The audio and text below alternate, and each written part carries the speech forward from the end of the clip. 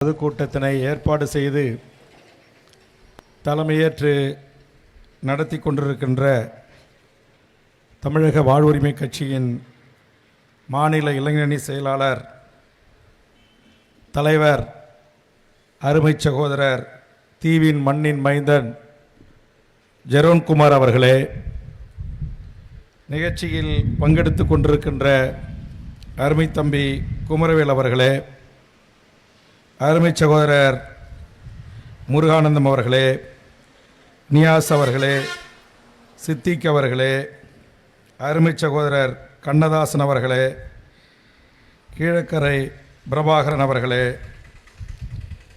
அருமை சகோதரர் Sheldon, Vimal, Santoor, Arun, George, Amalraj அவர்களே, வருகிறது பேசி அமர்ந்திருக்கின்ற அருமை சகோதரர் முத்துப்பாண்டி அவர்களே, இங்கே ஒரு ஜெரோன்குமாரின் மூலமாக பல ஜெரோன்குமார்கள் தமிழக வாழ்வுரிமை கட்சிக்கு கிடைத்திருக்கிறார்கள். அந்த வகையில் இங்கு பல்வேறு பொறுப்புகளை தாங்கி தமிழக வாழ்வுரிமை கட்சியை இந்த ராமேஸ்வரம் தீவில் உருவாக்கி வளர்த்து வருகின்ற அருமை சகோதரர்கள் அந்தோணி அவர்களே, ராமமூர்த்தி அவர்களே, இஜாஸ் அவர்களே, யாசீர் அவர்களே, யாசின் அவர்களே, அருள் அவர்களே, கெவின் அவர்களே, கிச்சா அவர்களே, சுபாஷ் அவர்களே, வினோஜ் அவர்களே, பிரசாந்த் அவர்களே, ஆல்ட்ரின் அவர்களே, பிர்லி அவர்களே, தம்பி செல்வா அவர்களே, அருண் அவர்களே, கான்சன் அவர்களே, சூசை ரத்தன அவர்களே, பலவன் அவர்களே, பிராங்கோ அவர்களே, ஆண்ட்ரூஸ் அவர்களே, ஸ்காட் அவர்களே, அருள் சத்யா அவர்களே, ஆரோக்கியநாதன் அவர்களே, ராக்கினி அவர்களே, செல்வி அவர்களே, விஜய் அவர்களே, ஜெஸ்ஸி அவர்களே, தெரசா அவர்களே, நிர்மலா அவர்களே, மேரி அவர்களே, பெல்சியா அவர்களே, இலை ஈஸ்வரி அவர்களே, இன்னும் இங்கு ஒரு 100 பெண்கள் இருப்பாங்க, ஒரு 10 பேர் தான் எழுதி கொடுத்துருக்காங்க. மற்றும் வருகிருந்து அமர்ந்திருக்கின்ற எனதருமை தாய்மார்களே, சகோதர சகோதரிகளே, ராமேஸ்வரம் தீவின் பல்வேறு கிராமங்களிலிருந்து வருகின்றிருக்கின்ற அன்புக்குரிய நண்பர்களே, எனதருமை பத்திரிகை ஊடக நண்பர்களே, அனுமதி அளித்த காவல்துறை நண்பர்களே, பாதுகாப்பில் ஈடுபட்டிருக்கிற காவல்துறை நண்பர்களே, உங்கள் அனைவருக்கும் இதனுடைய முதற்கண் நன்றி கலந்த வணக்கத்தினை தெரிவித்து, எங்கேயோ கடலூர் மாவட்டத்தில் ஒரு செம்மண் பூமியில் முந்திரி காட்டில் பிறந்த வேல்முருகன் ராமேஸ்வரம் தீவில் பேசுகிறான் என்றவுடன் இங்கு அருமை தம்பி ஜெரோன்குமார் அவர்களுடைய அன்பான அழைப்பை ஏற்று வருகை தந்த உங்கள் அனைவரையும் நானும் ஒரு முறை கட்சி தலைமையின் சார்பாக இருகரம் கூப்பி வருக வருக என்று வரவேற்கிறேன். உண்மையிலேயே மகிழ்ச்சியாக இருக்குது. ஏன்னா நான் இங்கே நிகழ்ச்சிகளாக வரும்போது ஜெரோன், அந்தோணி, செல்வா, மூர்த்தி, இந்தமாரி ஒரு விரல் விட்டு எண்ணக்கூடிய ஒரு 4-5 பேர் தான் வருவாங்க.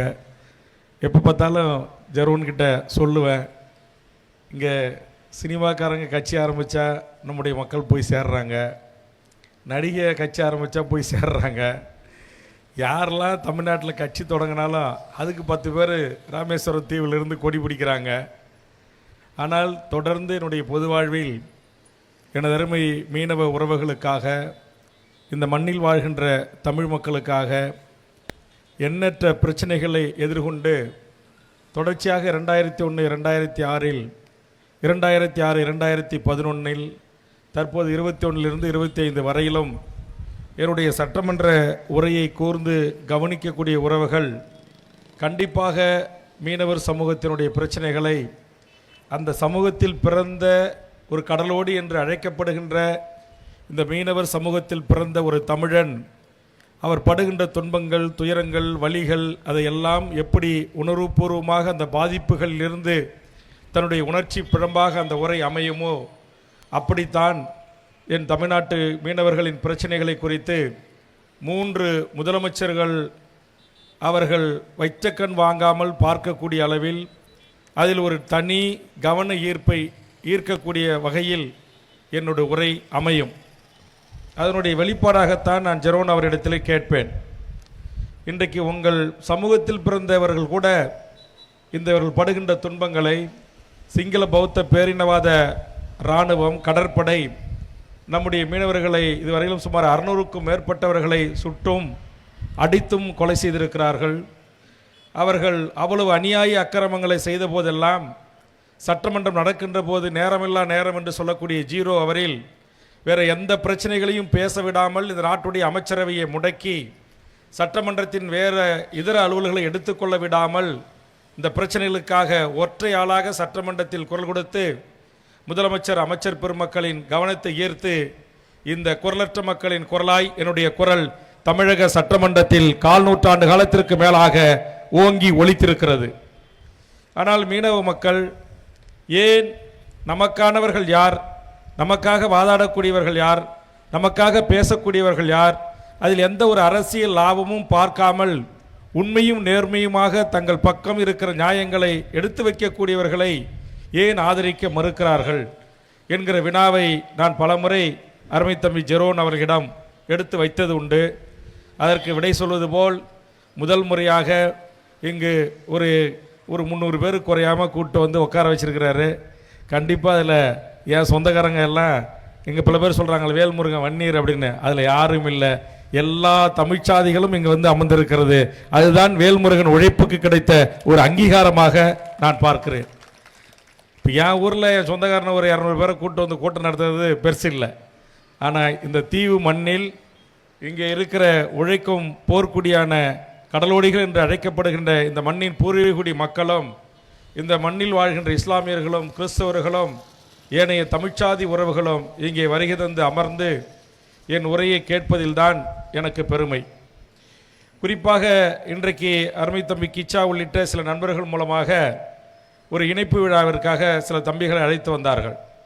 அதற்கு பிறகு தம்பி பிரபாகரன் அவர்களும் நம்முடைய கண்ணதாசன் அவர்களும் பிறகு ஒரு 10 பேரை என்னிடத்தில் அழைத்து வந்து நாளை கீழக்கரையிலேயே இது போன்ற ஒரு இணைப்பு விழா கூட்டம் நாங்கள் நடத்துகிறோம், அண்ணாதில் நாங்கள் பங்கேற்கிறோம் என்று என்னிடத்திலே தெரிவித்தார்கள்.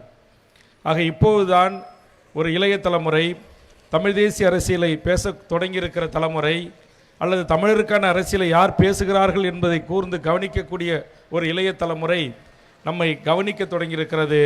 இன்றைக்கு தமிழ்நாடு முழுவதும் இன்றைக்கு சனி ஞாயிறு என்று நாட்களில் நான் இதற்கான இணைப்பு விழாக்களுக்கு தேதிகளை தந்து தமிழ்நாடு முழுவதும் பல்லாயிரக்கணக்கான தோழர்களை நான் இணைத்து வருகிறேன். அப்படிதான் கடந்த 27ஆம் தேதி அருமை சகோதரர் முத்துப்பாண்டி அவர்கள் தலைமையில் ஒரு 1000க்கு மேற்பட்டவர்கள் மதுரை மாநகரில் தமிழக வாழ்வுரிமை கட்சியில் தங்களை இணைத்து கொண்டார்கள். தமிழக வாழ்வுரிமை கட்சி மற்ற கட்சியிலிருந்து எப்படி மாறுபடுது? இங்கே நீங்கள் பார்த்தீங்க, நான் பேச வந்தேன், இங்கே எனக்கு ஆள் உயர மாலை கிடையாது, வெடி வெடிக்கக்கூடாது, காலில் விழக்கூடாது, சால்வை போடக்கூடாது, எந்த பொதுமக்களுக்கு இடைஞ்சலான எந்த வேலையும் செய்யக்கூடாது. இங்கே வர்றவங்களுக்கு எல்லாத்துக்கும் ஒரு 1000 சேரை வாங்கி போட்டு கூட்டத்துக்கு வாங்க, போகும்போது ஆளுக்கு ஒரு சேரோடு போங்கன்னு சொல்கிற அளவுக்கு வசதி உள்ள கட்சி எங்கள் கட்சி இல்லை. எங்கள் ஜெரோன் குமாருக்கு அது வசதி இல்லை. வர்ற தாய்மாருக்கெல்லாம் ஆளுக்கு ஒரு 500 ரூபாயில் ஒரு புடவை தரம் வாங்க அப்படின்னு கூப்பிட்ற கட்சி இல்லை. இல்லை பெண்களுக்கு இங்கே சொன்னது மாதிரி இல்லை தலைக்கு ஏதாச்சும் கொடுக்குமா அந்த கட்சி அப்படின்னா கூட்டம் முடிச்சு போகும்போது முடிஞ்சால் ஜெயரோன்குமார் இந்த கூட்டத்தினுடைய செலவை படித்து இவ்வளவு பட்ஜெட்டு குறையுது, முடிந்தால் அதை கொடுத்து உதவுங்கன்னு உங்ககிட்ட கேட்காம உங்களை விட்டாலே பெருசு. இதுதான் எங்கள் கட்சி. தமிழ்நாட்டில் இருக்கிற அரசியல் கட்சிகளில் இந்த மண்ணுக்கும் மக்களுக்கும் மொழிக்கும் இனத்திற்குமான தமிழ் சமூகத்தின் வாழ்வுரிமைக்கான ஒரு அரசியல் கட்சி சமரசமற்று தமிழர் நிலத்தில் களமாடுகிறது என்று சொன்னால் ஓங்கி உறக்கச் சொல்லுவேன், அது தமிழக வாழ்வுரிமை கட்சி. எந்தவித எதிர்பார்ப்பும் எங்களுக்கு இல்லை. அரசியல் அதிகாரம் எமது தமிழக மக்களால் வழங்கப்படுகிறது என்று சொன்னால் அப்படி வழங்கப்பட்ட இந்த பதவியை பயன்படுத்தி இன்றைக்கு தமிழ்நாட்டில் இருக்கிற லட்சக்கணக்கான இளைஞர்கள் மருத்துவம் படிப்பதற்கு தமிழ்நாட்டில் இன்றைக்கு 36 மருத்துவக் கல்லூரிகள் இருக்கிறது என்று சொன்னால், நான் 2001 குரல் கொடுக்க தொடங்குவதற்கு முன்பு இருந்த ஒரு சில கல்லூரிகளை தவிர இன்றைக்கு தமிழ்நாட்டின் தெற்காசியாவினுடைய மருத்துவ மாநகரமாக தமிழ்நாடு திகழ்கிறது என்று சொன்னால், அதற்கான ஆலோசனைகளை வழங்கி தமிழ்நாட்டின் முதலமைச்சராக இருந்த கலைஞர் அவரிடத்தில் கொள்கை அளவில் மாவட்டத்திற்கு ஒரு மருத்துவக் கல்லூரி என்கிற கருத்தை ஏற்க செய்து அதை நடைமுறைக்கு கொண்டு வந்தவன் வேல்முருகனாகிய நான் என்பதை பெருமிதத்தோடு இங்கு நான் பதிவு செய்கிறேன். இங்கு மாற்றுக் கட்சி நண்பர்கள் வீதிகளில் ஆங்காங்கே நின்று கேட்கக்கூடியவர்கள் எல்லாம் கூட வாய்ப்பு இருந்தால் நீங்கள் தமிழக கடந்த வாரம் நடந்த கூட்டத்தொடரிலே அந்த துறையினுடைய மானிய கோரிக்கையின் போது பதிலளித்த மாசு அவர்கள் பதிலளித்திருக்கிறார். அதை குறித்து நான் பேசுகின்ற போது முதலமைச்சர் கலைஞருடைய மகன் ஸ்டாலின் அவர்களை வைத்துக்கொண்டே இந்த பதிவு செய்திருக்கிறேன். அதே போன்று ஒரு காலத்தில் அண்ணா பல்கலைக்கழகத்திற்கு சென்று ராமேஸ்வரம் தீவில் இருக்கிற ஒரு மீனவர் குடியில் பிறந்த அல்லது ஒரு ஆதி குடியில் பிறந்த அல்லது ஒரு இஸ்லாமிய சகோதரன் படிக்க செல்லணும். இது எப்படி சாத்தியமாகும்?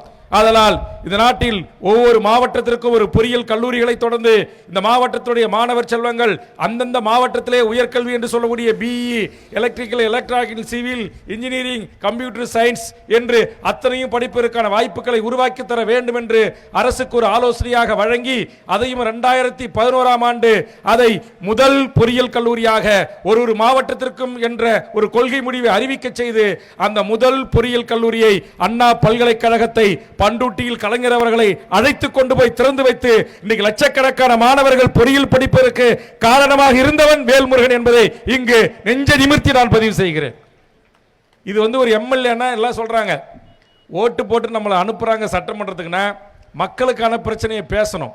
போய் வெறுமனே அவங்க தலைவர்களை தலைவிகளை புகழ் பாடிட்டு பெஞ்சு தட்டிட்டு வரக்கூடாது. இன்னைக்கு என்னுடைய சட்டமன்ற உரை சட்டமன்ற குறிப்புகளிலே இருக்கிறது. இன்றைக்கு சட்டமன்றத்தில் அதை ஆவணப்படுத்தியிருக்கிறார்கள்.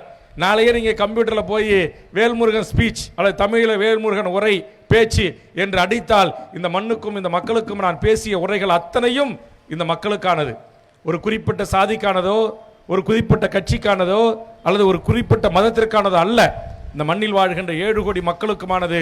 உலகம் முழுவதும் வாழ்கின்ற தமிழ்நாட்டில் இருந்து வெளிநாடுகளில் தங்கி வாழ்கின்ற அல்லது உலகம் முழுவதும் வாழ்கின்ற 12 கோடி தமிழ் மக்களுக்குமான ஒரு ஆக்கப்பூர்வமான உரையாக அது அமைந்திருக்கும். ஆக இந்த ஆக்கப்பூர்வமான உரைகளுக்கு எப்போது தமிழக மக்கள் நம் பக்கம் திரும்புவார்கள், எப்போது நம்மை பக்கம் திரும்பி நம்ம ஏற்றுக்கொள்வார்கள் என்ற ஒரு ஏக்கம் என்னுடைய இந்த 14 ஆண்டு கால அரசியல் தனி கட்சி தொடங்கிய தமிழக வாழ்வுரிமை கட்சி தொடங்கிய பிறகு ஒரு ஆதங்கம் என்னுள் இருந்தது. அதுதான் இன்றைக்கு என்னாலே தேதி தர முடியாத வண்ணம் ஒவ்வொரு பகுதியிலும் ஒரு 300 பேர், 500 பேர், 1000 பேர், 2000 பேர் என்று தினந்தோறும் இன்றைக்கு இணைந்து கொண்டிருக்கிறார்கள். இந்த இணைப்பு சக்திகளை எல்லாம் ஒன்றாக திரட்டி ஒரு மாற்று அரசியலை முன்வைக்கிறோம். காலில் விழாத, குடும்ப அரசியல் இல்லாத, மாலை மரியாதை இல்லாத, படோபாது இல்லாம, பட்டாசு வெடிக்காம, சுற்றுச்சூழலுக்கு கேஸ் இல்லாம, கோட்டு பாட்டில் தராம, பெண்களுக்கு ஜாக்கெட் பிட்டு தராம இன்றைக்கு ஒரு அரசியல் கட்சி இந்த மண்ணில் மக்கள் மனங்களை வென்று அரசியல் செய்ய முடியும் என்கிற நிலையை உருவாக்குவதன முதல் முயற்சி தான் அருமை சகோதரன் ஜெரோன்குமார் அவர்கள் இங்கு கூட்டியிருக்கிற இந்த கூட்டம். இது ஒரு சின்ன கூட்டமா தெரியும் திமுக, அண்ணா திமுகவுக்கு. அங்க பார்த்தாங்க ஒரு 100 கார் நிற்கும், 1000 சேர் போட்டிருக்கோம், இங்க ரெக்கார்ட் டான்ஸ் நடக்கும். இங்க பாருங்க, ரெக்கார்ட் டான்ஸுக்கு பதில் மாற்றுன்றதுக்கு நம்முடைய ஆதி இசை பறை இசை இங்கு ஒலிக்கப்பட்டது. இங்க 2 பீஸ் ஓடையோட ஆட்டம் கிடையாது. நீ ரெடியா நான் ரெடியா பாட்டு கிடையாது. எப்படி எப்படி சமைஞ்சது எப்படின்னு பாட்டுக்கு ஆடுற கூட்டங்கள் இல்லை இது. புரியுதுங்களா? கேவலமான அருவருக்கத்தக்க மோசமான சினிமா பாடல்கள் இந்த மேடையில் ஒலிக்காது. ஆக ஒரு மாற்று அரசியல் என்றால் லஞ்சம், லாவண்யம், ஊழல், சாதி, மதம் இது இல்லாம இங்கே குமரவேல் அவர்கள் பேசுகின்ற போது சொன்னார்கள் அல்லவா, முதலில் இந்த மக்களுக்கு நாம் அறிவுரை சொல்கின்ற போது, இந்த மக்களுக்கு நாம் தலைமை ஏற்கின்ற போது நான் எப்படி இருப்பேன் என்பதை நான் என்னுடைய சிறு வயதிலே நான் அறிவித்தேன். விடுதலை புலிகளின் ஆதரவாக 83 ஜூலை கலவரத்தில் ஒரு 10 வயது பள்ளி மாணவனாக இருந்தபோது பொது வாழ்வுக்கு வந்து அதற்கு பிறகு தொடர் சமூக நீதி போராட்டத்தில் பங்கெடுத்து அதற்கு பிறகு கொஞ்சம் 15 வயது 16 வயதில் தெளிவு பெற்ற போது தமிழ்நாடு விடுதலைப்படை தோழர் தமிழரசன் அவர்கள் தலைமையில் இயங்கிய அந்த படையின் ஆதரவாளராக பணியாற்றி அதற்கு பிறகு முழுக்க புலிகளின் ஆதரவாளராக இன்று வரையில் திகழ்ந்து வருகிறேன். ஆனால் அன்றைக்கு நான் எடுத்துக்கொண்ட உறுதிமொழி, நான் பீடி குடிக்க மாட்டேன், சிகரெட் அடிக்க மாட்டேன், தண்ணி அடிக்க மாட்டேன், எந்த தப்பான எந்த தீய பழக்க வழக்கங்களுக்கு நான் என்னை ஈடுபடுத்தி கொள்ள மாட்டேன். இன்றைக்கு நமக்கு குடிநீர், இன்னைக்கு ஜெரோன்குமார் வீட்டுக்கு போனேன், அவங்க அம்மா, அவங்க அக்கா, தங்கச்சி எல்லாரும் ஓடி வந்து தண்ணி கொடுக்குறாங்க. இன்றைக்கி ஊரில் சென்னையில் தண்ணியே தரமாட்டான். ஏன்னா தண்ணி பாட்டில் 150 ரூபா. தண்ணீர் விற்பனை பொருளாக மாற்றிட்டான். ஒரு தமிழர்களுடைய மரபே அந்த காலத்தில் வீடுகளில் திண்ணை இருக்கும், வீட்டில் ஒரு மண்பானை இருக்கும், இல்லைன்னா ஒரு மண் குடம் இருக்கும், அல்லது ஒரு சில்வர் குடம் இருக்கும். குறைஞ்சபட்சம் இந்த பிளாஸ்டிக் வந்த பிறகு பிளாஸ்டிக் குடமாச்சும் இருக்கும். தண்ணியை சாய்ச்சி வச்சுருப்பாங்க, போகிறவங்க வர்றவங்கெல்லாம் குடிக்கலாம். இன்றைக்கி எந்த வீட்டில் மண்பாண்டம் இருக்குது, மண் குடம் இருக்குது? யார் வீட்டில் போகிறவங்க வர்றவங்க சுத்தமான தண்ணீர் குடிக்க முடியும்? இல்லை. இன்னைக்கு கார்ப்பரேட் பெரு நிறுவனங்கள் இந்த தண்ணீரை உறிஞ்சி விற்பனை பொருளாக மாற்றிவிட்டான்.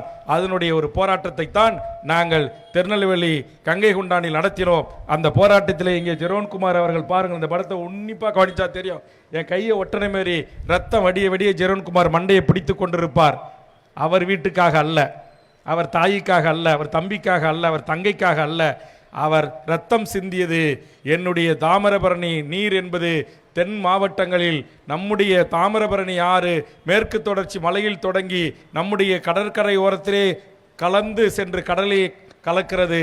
ஒரு நதி நம்முடைய மாநிலத்திலே உருவாகி நம்முடைய மக்களுக்கே பயன்பட்டு குடிநீராகவும் அது நம்முடைய விவசாயமாகவும் பயன்பட்டு மீதம் கடலில் போய் கலக்கிற அந்த நதியை பெப்சிகோ, மிராண்டா என்ற பன்னாட்டு பணக்கார பெரும் நிறுவனங்கள் உரிந்து ஒரு நாளைக்கு பல மில்லியன் கோடி லிட்டர் தண்ணீரை உலகம் முழுவதும் விற்பனை பொருளாக மாற்றினான். அவன் அமெரிக்கா நிறுவனம் வந்து கங்கை கொண்டான்ல அந்த நம்முடைய தாமிரபரணி தண்ணீரை உரியறதுக்கு காரணம் என்னன்னா, இந்த இயற்கை கொடுத்த கொடை நம்முடைய மேற்கு தொடர்ச்சி மலை.